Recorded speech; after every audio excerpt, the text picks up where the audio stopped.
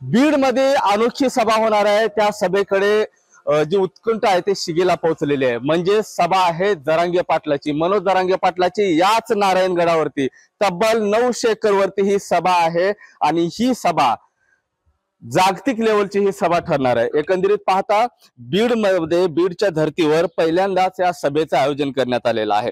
बीड पासून साधारणतः 18 ते 20 किलोमीटर अंतरावर नगद नारायण जे मंदिर आहे, या मंदिर परिसरात ही 900 एकरचा हा जो मंदिराचा परिसर आहे आणि याच बाजूला या ठिकाणी या सभेचं आयोजन करण्यात आलेलं आहे। विशेष म्हणजे या सभेला तमाम जगातील तमाम मराठा जो बांधव आहे या सभेला येणार आहे। एवढंच नाही तर त्यांना आतापासूनच देश विदेशातल्या मराठा बांधवांना बोलवण्यासाठी ईमेलचा वापर करण्यात आलाय, व्हिडिओ कॉलचा वापर करण्यात आलाय, मेसेज देखील पाठवण्यात आलेले आहेत। म्हणजेच एकंदरीत ही सभा भूतो ना भविष्य अशी ही सभा होणार आहे।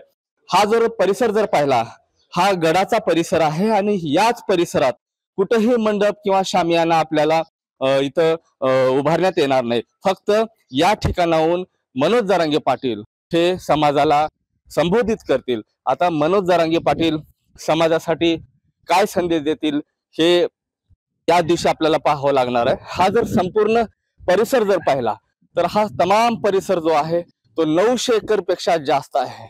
सध्या उन्हाचा पारा तीव्र आहे आणि अशा उन्हामध्ये देखील ही सभा होणार आहे।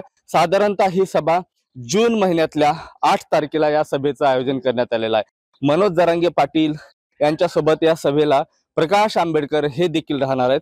प्रकाश आंबेडकर पहिल्यांदाच मनोज जरांगे पाटलांच्या सभेला जाहीरपणे येऊन हे बोलणार आहेत। एकंदरीत पाहता हा संपूर्ण जर परिसर जर बघितला तर एक अनोखा हा परिसर आहे आणि या परिसरामध्ये ही सभा जी आहे ती आयोजित करण्यात आलेली आहे। ही जी ड्रोनची जी दृश्य आहेत हे तिवारी कॅमेरा युनिटने टिपलेली ही दृश्य आहेत। एकंदरीत पाहता आता 8 जूनच्या सभेकडे सगळ्यांचं लक्ष लागलेलं आहे। कॅमेरा पर्सन अक्षय रडेसह मी महेंद्र कुमार मुधोळकर, TV9 मराठी, बीड।